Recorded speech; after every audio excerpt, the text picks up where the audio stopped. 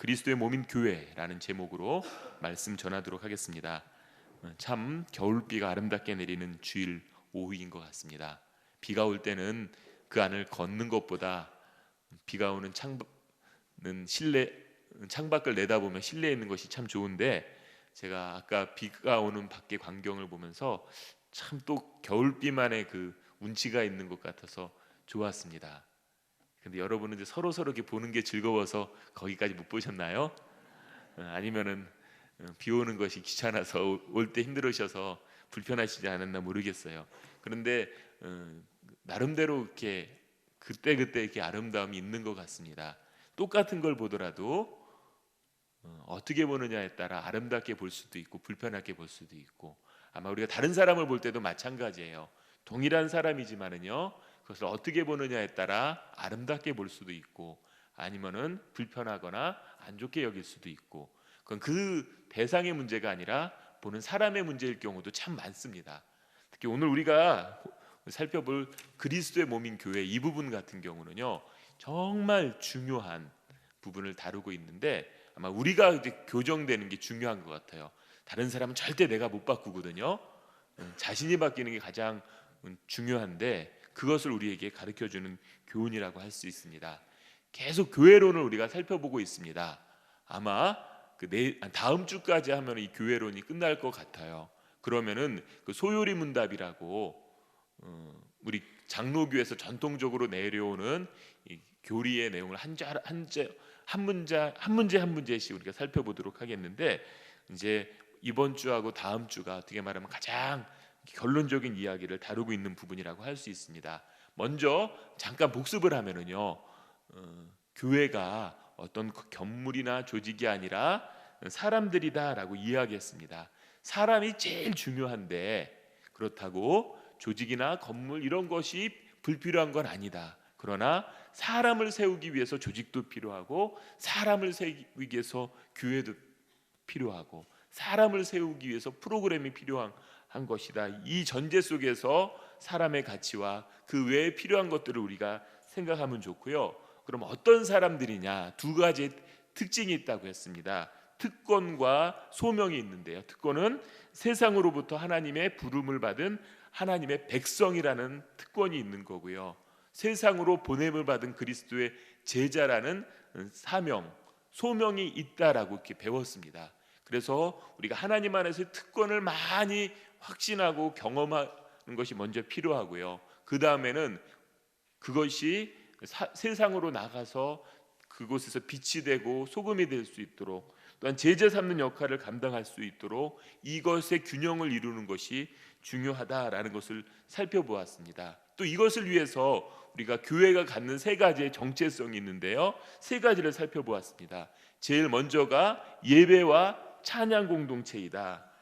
우리가 예배라고 하는 것 자체는 인간의 창조 목적이기 때문에 예배가 정말 제대로만 드려지면은요, 세상 어떤 것으로 대신할 수 없는 기쁨과 감격이 있다. 그리고 또 하나 필요한 것이, 우리가 시간을 내어 정해놓고 드리는 예배뿐만 아니라 우리의 몸으로 드리는 삶의 전 영역이 하나님이 기뻐 받으실 만한 예배가 되는 것이 필요하다라는 것이 첫 번째였고요. 두 번째 정체성은 양육과 훈련 공동체이다. 신앙생활은 양육, 이 성장을 반드시 전제로 하고 있는 것이고요. 이 양육과 더불어서 필요에 따라서 집중적인 훈련이 필요하다. 우리가 지금까지 해오던 익숙한 습관들을 끊어내기 위해서는 결단의 문제로 해결되는 게 아니라 익숙한 것을 벗어날 때까지 집중적이고 지속적인 훈련이 필요하다. 이것을 생각해 봤습니다. 처음 듣는 이야기 아니시죠?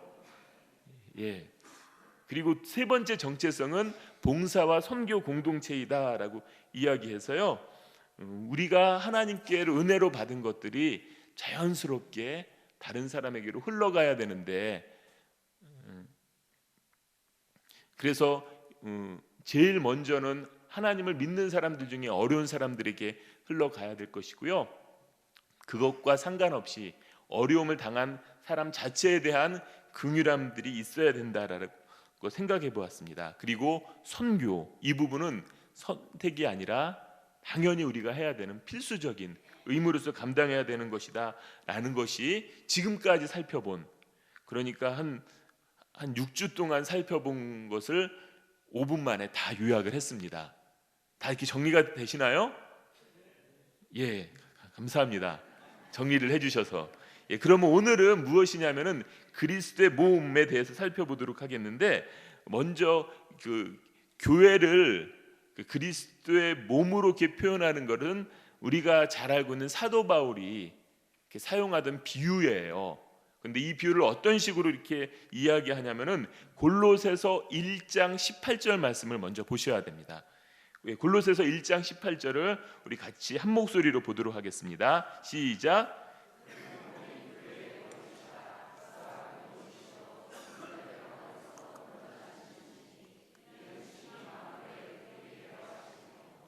예, 그는 예수님을 이야기하죠. 예수님은 몸인 교회의 머리다. 그러니까 사람을 비유로 해가지고요, 머리가 그리스도고 몸이 교회다라고 이야기하고 있습니다. 그러니까 뭐냐면은 교회의 주인은 담임 목사도 아니고 장로님도 아니고 성도들도 아니고 예수님이십니다. 예, 그래서 머리라는 얘기는요, 대표성을 띠고 있다는 거고요. 우리가 다른 거는 다 잃어버려도 예수님의 가르침, 예수님이 드러나지 않는 교회는 교회로서의 의미를 상실한 것이다라고 보면 됩니다. 그렇기 때문에 너무 담임 목사가 많이 드러나는 것 중요하지 않아요. 예, 교회가 이렇게 큰 교회도 마찬가지, 작은 교회도 그렇고 굉장히 담임 목사 중심적으로 이렇게 가려고 하는데 그거는 저는 참 잘못됐다. 대부분 하나님의 능력과 영광이 안 나타나는 대부분의 경우는요, 사람이 그 영광을 받으려고 하는 경우가 많고요. 대부분은 담임 목사가 그 가로막고 많이 있습니다. 이제 그렇지 않은 경우는 장로님들이 하는 경우가 있고요. 그러나 이제 정말 교회 안에 하나님의 영광과 능력이 나타나려면은 예수님이 나타나야 되고요. 인간의 논리가 아니라 성경의 가르침이 많이 드러나야 된다라는 것을 알 수 있고요. 그 다음에 몸은 교회다라고 이야기했습니다. 이 몸과 이 성도들의 관계를 우리가 오늘 살펴본 본문 27절에서 이야기하는데, 27절을 한번 보면 뭐라고 되어 있냐면은 너희는 그리스도의 몸이요 지체의 각 부분이라라고 이야기합니다. 교회는 머리인 그리스도의 몸이 교회인데요, 우리 성도들은 그 각 지체다라고 이야기하고 있습니다. 그러니까 머리는 예수님, 몸은 교회, 그리고 그 나머지의 모든 지체들은 각 성도를 이루고 있는 한 유기체, 생명체를 성경에서 비유하고 있다라고 이야기합니다. 이제 여기서 우리가 몇 가지를 살펴보아야 되는데요. 첫 번째, 아까 살펴보았듯이 교회의 주인은 예수님이시다. 그래서 모든 것이 성경을 따라서 이렇게 얘기해야 되고요. 근데 성경의 가르침, 말씀이 약하게 되면은 사람의 생각, 사람의 논리가 많이 드러나는 것을 보게 됩니다. 제가 예전에 신학을 처음 했을 때 제일 이해가 안 갔던 게, 왜 하나님의 말씀을 성도들은 뭐 1, 2년 들은 것도 아니고 평생을 들었는데 왜 매주 또 새롭게 들어야 하라는 그런 생각을 갖고 굉장히 고민했어요. 제가 목사가 되려고 하면서 그런 고민을 심각하게 했거든요. 설교가 쉽지 않아요, 여러분. 여러분 앉아서 한 30분 딱 들으니까 간단한 것 같지만은요, 이거 준비하려면 굉장히 힘들고요. 대학 교수들도요, 뭐 유학해가지고 몇 년 동안 박사학위 받은 것 같고 평생 울거먹거든요. 그런데 목사는 신학교 때 공부하고 평생 울거먹을 수가 없어요. 왜냐하면은 대학 교수님들은 4년이면 다 학생들 나가기 때문에 4년만 돌릴 수 있으면은 새로운 거 하면 되거든요. 근데 목사는 4년마다 교회를 옮겨 다닐 수도 없고 성도들을 돌릴 수도 없잖아요. 그러니까 평생 이거 해야 되니까 뭔가 방향이 잘못됐다. 뭐 신학생 때는 그런 생각도 들었고요. 그랬는데 나중에 제가 본 게 뭐냐면은 제일 비슷했던 거는 그 가정주부더라고요. 가정주부가 매일 집에서 밥을 해가지고 생명을 유지하고 아이들을 성장시키잖아요. 그것처럼 먹고 나면은 그것이 또 시간 지나면 소화가 돼요. 그 소화가 된 거는 우리의 영양분이 되고 에너지가 되는 것처럼 말씀을 선포하면은 그것이 계속 남는 것이 아니라 성도들이 살아갈 수 있는 힘이 되는 거고 성장이 되는 거고, 그러면 어제 밥했다고 오늘 밥을 안 하면 안 되거든요. 그것처럼 매주 해야 되는 거구나. 제가 여기까지 생각이 미쳐서 설교가 이제 받아들여지게 됐는데요. 계속 그래서 목회자가 성경이 어떤 의미를 가지고 있는지, 그것이 우리의 삶과 교회 안에 어떻게 나타나야 되는지를 계속 해야 되는 게 그 역할이고요. 그런 의미에서 목사는 중요하기는 합니다. 그러나 최고의 가치는 하나님의 말씀을 잘 대언하는 데 있는 거지, 목사라고는 그 직분에 있는 게 아니에요. 기능에 있는 거지.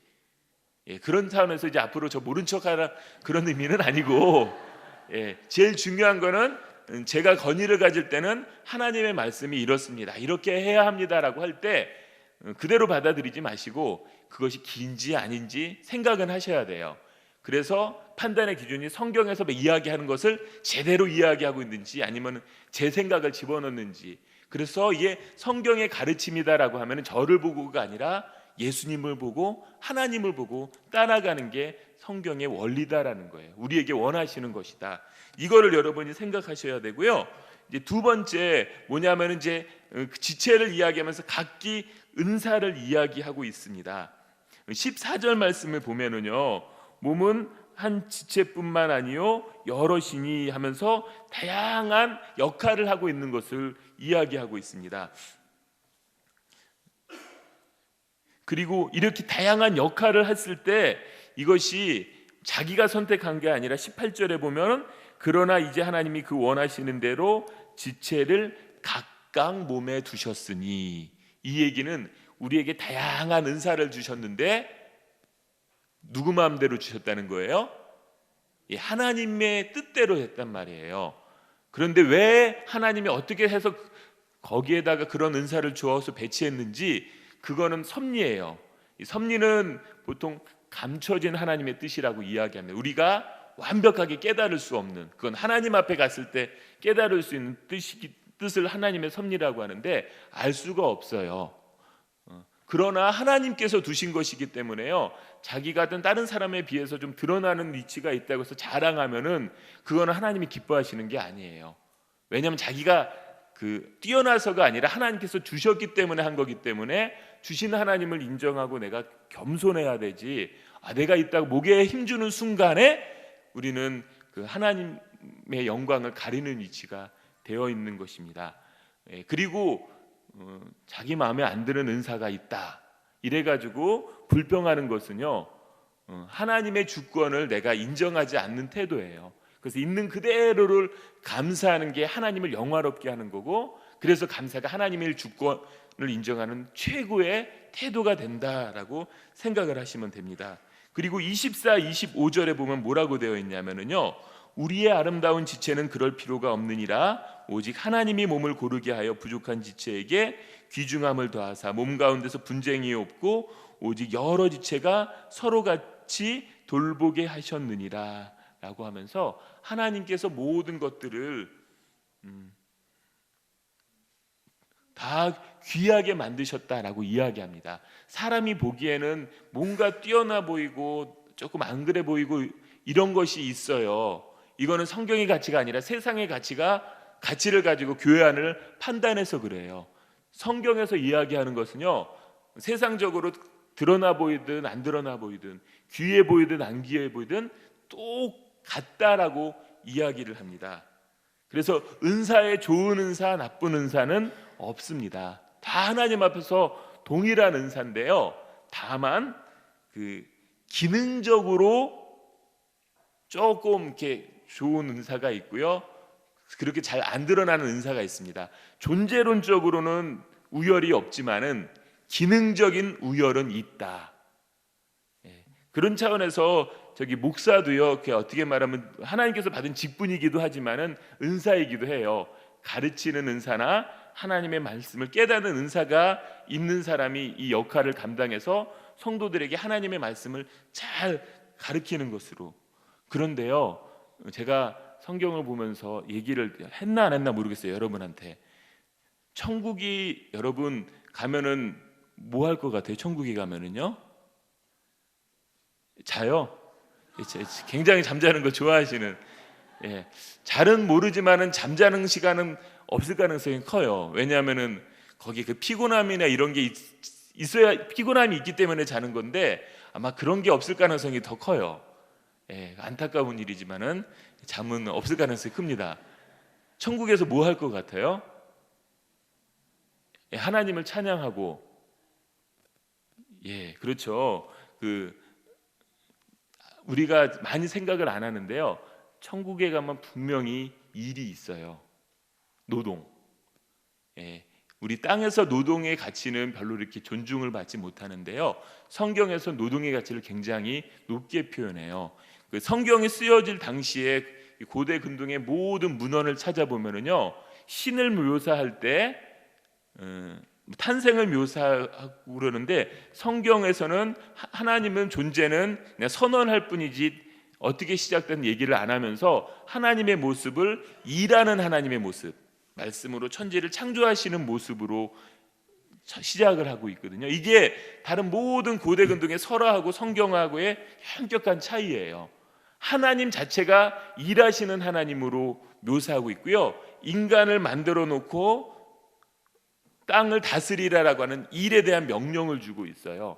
그런데 이 일이 타락으로 말미암아 그 노동의 대가를 얻지 못하게 되는 그 왜곡된 모습으로 노동이 있어서 그렇죠. 노동 자체는 굉장히 귀하고요.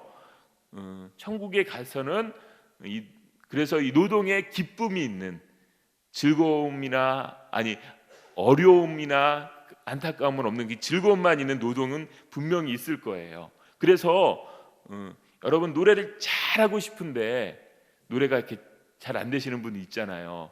제가 자기 은사를 모르겠다, 어디 봉사해야 될지 모르겠다 하면은 제가 하고 싶은 거 하라고 하면서, 즐거운 거 하라고 하면서 꼭 절대로 한 가지는 빼고 얘기해요.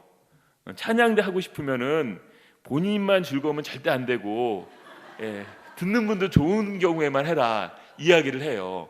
왜냐하면 마음은 원이로되 목소리가 안 따라가는 경우가 있거든요. 그런데 천국에서 아마 그런 일들은요, 우리가 애쓰고 노력하는 만큼 현격한 그러한 향상이 있는 시간일 거예요. 그래서 내가 뭐 피아노를 배운다 그러면은 얼마나 힘들어요. 그런데 우린 노력 열심히 하면은 지금 세계적인 피아니스트보다 뭐 비교할 수 없는 수준에까지 이르러서 그걸 누릴 수 있는, 그것이 아마 천국의 모습이 아닐까. 저는 개인적으로 그 예체능 중에서 제일 안 되는 게 미술이에요. 음악은 조금 잘하고 체육은 그냥 보통으로 하는데 미술은 굉장히 힘들어요. 그래서 제가 고등학교 때 미술 시간이 끝나고 이제 더 이상 내 생전에 미술은 없다 할 때 만세삼창을 불렀어요. 매 미술 시간마다 만들어내라, 그려내라라고 하는데 너무 그게 힘들었거든요. 그래서 제가 지금도 미술 잘하는 사람 보면 너무 부럽기도 하고요. 제가 지난주에 이걸 보면서 너무 감동을 했어요. 야, 저렇게 과일만 갖다 놓고도 이렇게 아름답게 꾸밀 수 있구나. 이게 그냥 돼 보이는 것 같지만 감각이 없는 사람을 갖다 놓으면 굉장히 지저분한데, 지난번에 보신 분 아시지만 너무 아름다웠잖아요. 그런데 이제 천국에 가면은 더 이상 이제 그런 거 고민할 필요가 없어요. 내가 좋아하면은 열심히 하면 돼요. 그러면은 한 만큼 향상이 있는. 그런데 이 땅에서는 그런 것들이 다 가능하지 않는 부분이 있다라는 거예요. 그런데 그것을 서로 화합하고 협력해서 이 하나됨을 이루도록 애쓰는 상태를 하나님께서 원하십니다. 여러분 아마 천국에 가시면은 여러분께서 직업으로 하고 싶은 것들, 직업으로 하고 있는 것들 거의 대부분에 하고 있을 건데요. 제가 확실하게 아는 것, 정말 확실하게 얘기할 수 있는 것은 천국에 여러 가지 직업은 있어도 목사는 없어요. 예, 저는 그래서 천국 가면 다른 직업 찾아봐야 돼요. 예, 거기는 하나님 말씀 자체이신 하나님 예수님이 계시기 때문에, 그리고 제가 이야기하는 것보다 직접적으로 더 많은 걸 얻기 때문에 제가 할 역할은 없어지거든요. 그때는 다른 일을 하게 되는데 이 땅에서는 굉장히 필요하고 중요한 역할이기는 합니다. 예, 그리고 우리가 몸이 이렇게 있는데요, 마음에 안 든다고 해가지고 잘라내거나 빼버리거나 하는 그런 신체가 없어요. 왜냐하면은 그러는 순간 나에게 너무 마음에도 안 들고 불필요해 보이지만은 장애인이 되는 거거든요. 마찬가지로 이 땅 우리 교회 안에서요, 물론 인간의 공동체고 완벽하지 않기 때문에 불완전하지만은요, 그것을 우리가 인위적으로 끊어내거나 무시하거나 그 가치를 평가하는 것은 우리 몸이 마음에 안 든다고 잘라내고 갖다 버리는 것과 똑같습니다. 장애를 입은 교회가 된다라는 거예요. 그래서 우리가 무엇보다도 지켜야 될 게 그리스도 안에서 이 하나됨인데요, 이것을 잘 보여주는 성경 구절이 에베소서 4장 1절에서 4절 말씀입니다. 우리 한번 찾아봤으면 좋겠습니다. 영상으로 못 준비했는데요, 에베소서 4장 1절에서 4절 말씀 우리 같이 한번 보도록 하겠습니다. 신약 성경 313페이지입니다.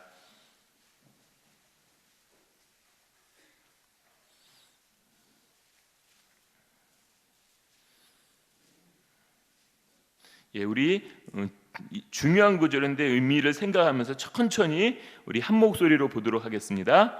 그러므로 주 안에서 갇힌 내가 너희를 권하노니 너희가 부르심을 받은 일에 합당하게 행하여 모든 겸손과 온유로 하고 오래 참음으로 사랑 가운데서 서로 용납하고 평안에 매는 줄로 성령이 하나 되게 하신 것을 힘써 지키라. 몸이 하나요 성령도 한 분이시니 이와 같이 너희가 부르심의 한 소망 안에서 부르심을 받았느니라. 여기까지인데요. 나머지 부분은 집에 가서 읽으시면 되겠습니다.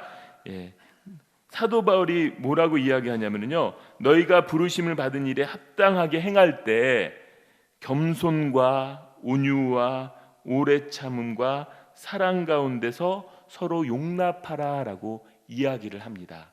다 예수님의 성품을 이야기하는 거고요. 그러면서 평안에 매는 줄로 성령이 하나 되게 하신 것을 힘써 지키라라고 이야기합니다. 그래서 서로가 서로를 사랑하고 이해하고 배려하고 오래 참고 이렇게 하는 것이 우리가 해야 할 최고의 일 중에 하나다라는 것입니다.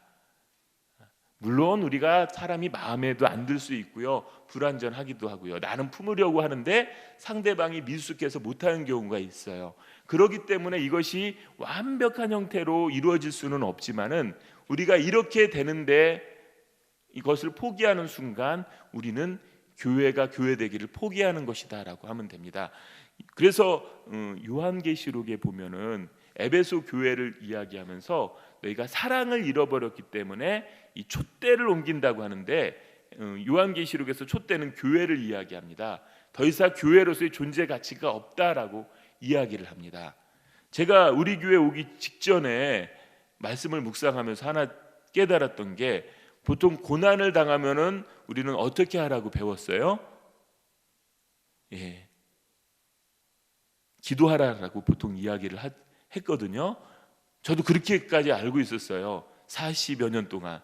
그런데 우리 교회 오기 직전에 어느 순간 묵상을 하고 있는데 그게 아니었네 생각해 보니까, 그러면서 요한복음 말씀을 보니까요, 서로 사랑하라라고 이야기해. 너희가 환난을 당할 건데 서로 사랑하면은 사람들이 너희가 내 제자인 줄 알 것이다라고 이야기를 합니다.